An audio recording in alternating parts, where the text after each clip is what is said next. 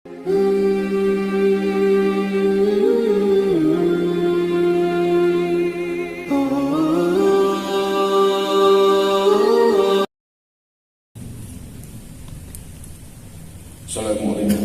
warahmatullahi wabarakatuh.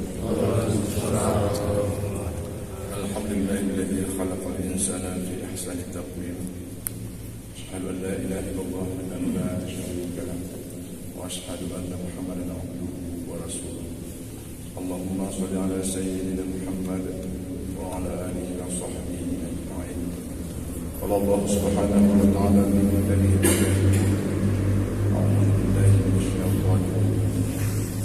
Bismillahirrahmanirrahim. Qalat ihdahuma ya abati ista'jilhu inna khaira ma ista'jarta qawiyul amin. Hadirin yang berbahagia, kita bersyukur kepada Allah Subhanahu wa taala atas kesempatan dan waktu kita pagi ini. Salawat dan salam ke Nabi besar Muhammad sallallahu alaihi wasallam. Pagi ini kita mengulang kembali apa yang sama-sama kita pernah pelajari, apa yang sama-sama kita pernah dengar, di mana suatu ketika Nabi Musa diusir, dikejar dari Mesir, dan dia sampai ke negeri Madian, lebih kurang negeri Palestina sekarang ini, dan mungkin itulah awal sejarah Yahudi di Palestina. Hadirin yang berbahagia, dalam pelarian beliau, ibarat beliau di satu wadi lembah, kebetulan dia bertemu melihat orang sedang mengambil air dalam sebuah kerumunan mengambil air. Dalam kerumunan itu ada dua orang perempuan, anak gadis, dua orang, yang kedua orang ini susah mendapat air, sehingga Nabi Musa membantu salah satu mereka ini untuk memberikan air. Setelah mereka mengambil air, dia pulang ke rumah. Dia cerita sama orang tuanya, yang orang tuanya Nabi Syuaib, sehingga Nabi Syuaib memerintahkan anaknya untuk membawa orang ini ke rumah. Jadi proposal, bahasa Bisu ini proposal yang diajukan oleh salah seorang anaknya kepada orang tuanya. Qalat ihdahuma ya abati ista'jil. Pak, pakailah beliau ini tenaganya, ya, ajarlah beliau ini dengan kita, pakailah tenaganya. Inna khaira ma ista'jarta qawiyun amin. Sesungguhnya orang pekerja, ya, yang punya potensi qawi, punya potensi amin, yang dapat dipercaya. Hadirin sekalian jemaah yang berbahagia, dalam konteks kita sekarang ini, qawiyul amin, kalau kita terjemahkan secara sederhana, orang yang punya kekuatan dan terpercaya. Di qawiyu ini bisa kita gunakan dengan pribadi, bisa kita gunakan dengan sistem. Kalau pribadi yang punya potensi lebih, punya pribadi yang punya potensi yang di atas rata-rata. Jadi kalau misalkan kita bangga dengan diri kita, apa potensi yang kita banggakan? Sehingga negara-negara misalkan yang eksis di dunia berapa lama, itu umumnya negara-negara yang punya potensi. Contoh, dulu kan kita kenal Uni Soviet, hanya 70 tahun. 70 tahun saja umurnya. Amerika sekarang ini hampir 300 tahun. Dan kenapa? Itulah karena tadi potensi, punya kekuatan. Kalau istilah sekarang disebut dengan SDM, sumber daya manusia. Kita bangga dengan sumber daya alam kita. Tetapi sumber daya alam tadi tidak memberikan apa-apa kepada kita. Kenapa? Karena SDM kita lemah. Itu contoh, Bapak Ibu sekalian. Jadi karenanya kembali ke Qaulul Madin tadi, Qaulul Madin. Maka kita sebenarnya harus menyadari apa potensi kita. Misalnya sekarang pemerintah daerah Kabupaten Aceh Tengah melihat potensi daerahnya sebagai daerah wisata karena alamnya. Berarti kan alamnya sebagai potensi. Maka kita bertanya, sejauh mana alam itu bisa bertahan? Sejauh mana alam itu bisa bertahan?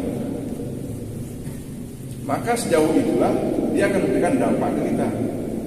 Maka dengan alam itu kita eksis. Di ikon kita adalah Danau Laut Tawar.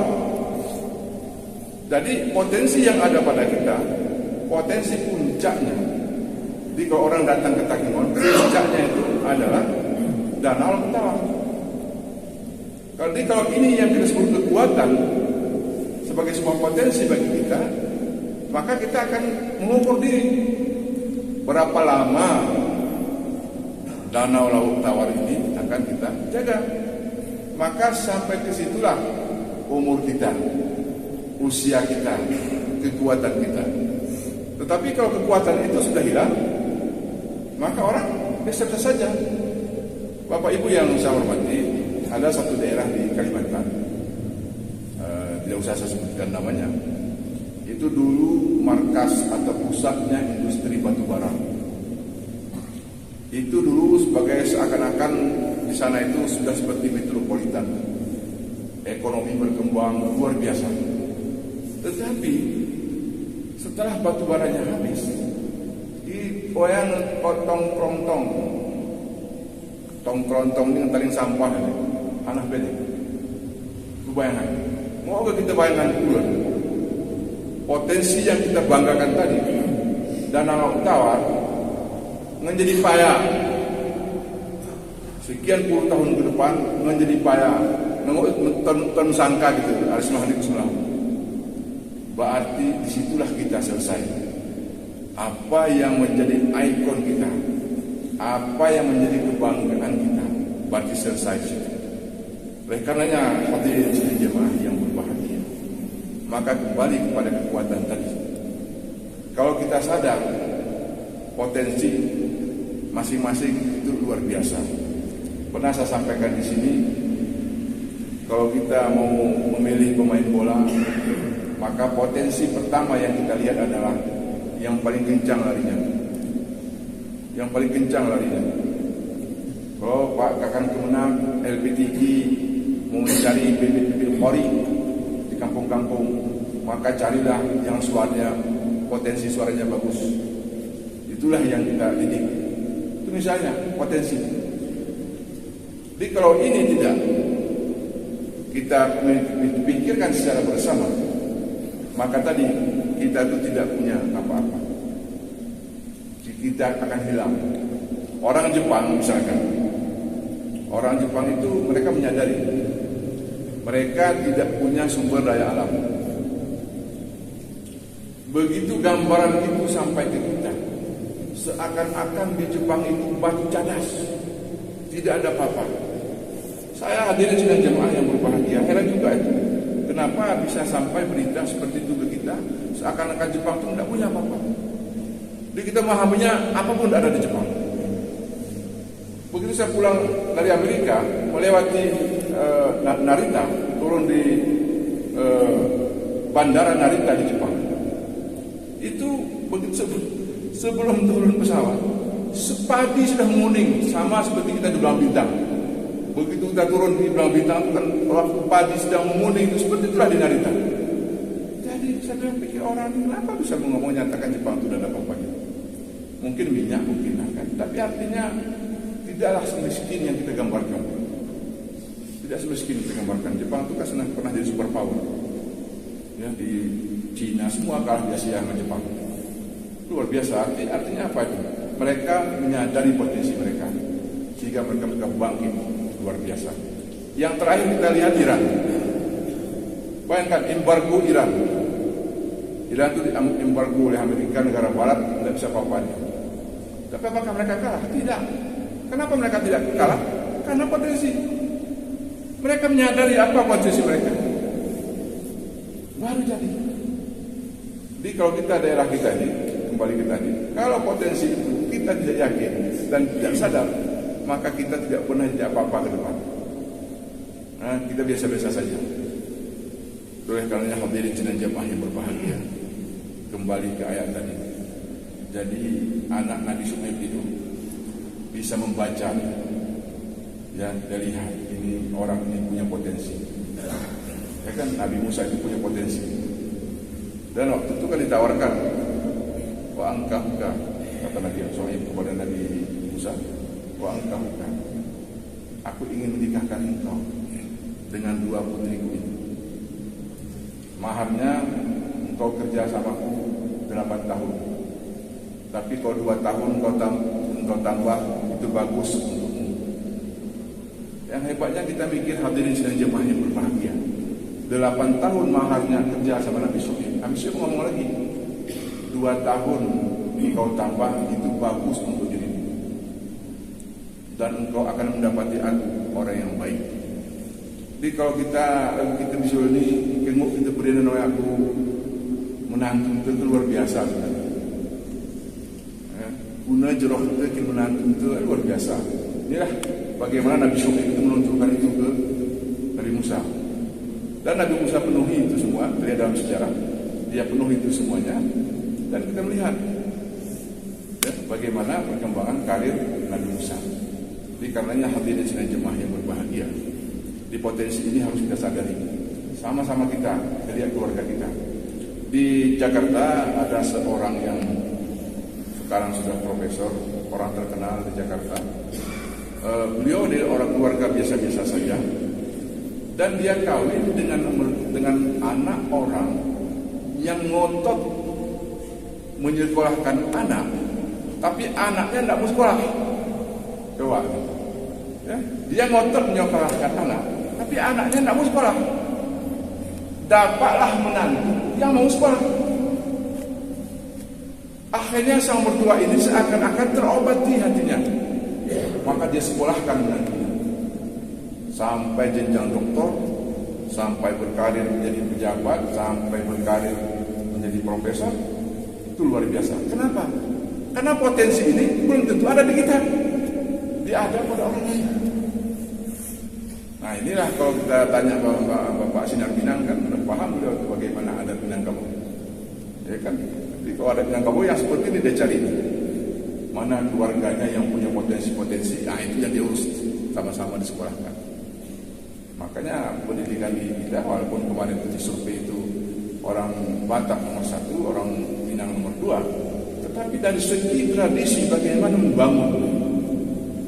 membangun tadi, mengurus potensi-potensi yang ada pada kita. Nah, ada yang sudah menjadi tradisi seperti tradisi Minang tadi, ada yang baru mulai. Jadi kita pun di sini bagaimana potensi sebagai kekuatan tadi itu bisa kita lihat. Amin, hadirin sidang jemaah yang berbahagia. Itu kalau mau kita terjemahkan secara bebas, adalah orang yang nyaman dengan kita, adalah orang yang amanah, adalah orang yang dapat dipercaya. Kalau mau sederhana tadi, orang yang nyaman dengan kita, dan kita pun bisa nyaman dengan orang lain. Banyak orang tidak dapat berkarir, salah satunya itu orang lain tidak nyaman dengan dirinya. Kita tidak tahu. Ini saya misalnya dengan bapak ini, apakah kehadiran saya itu membuat bapak nyaman atau tidak? Kadang-kadang itulah yang tidak pernah kita tanya kepada diri kita. Tidak pernah kita tanya ke diri kita.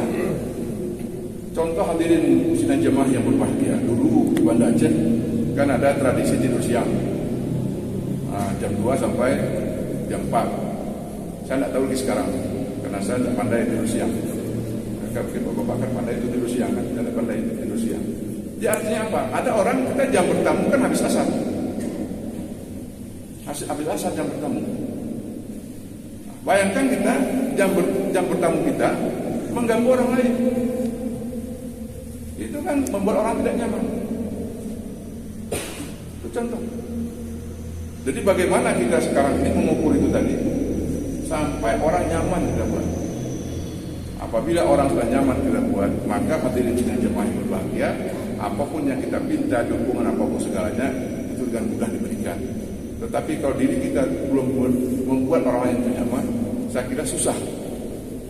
Jadi karenanya sama-sama kita, ini juga didengar oleh pendengar RRI dimanapun berada, saya kira mari sama-sama kita mengukur diri. Ini sudah mulai dicerah, ya kan? Dicerahkan kita dengan potensi yang ada pada kita kembangkan secara bersama. Saya kira hadirin sidang jemaah yang berbahagia, demikian yang dapat kami sampaikan. Mudah-mudahan ada manfaatnya.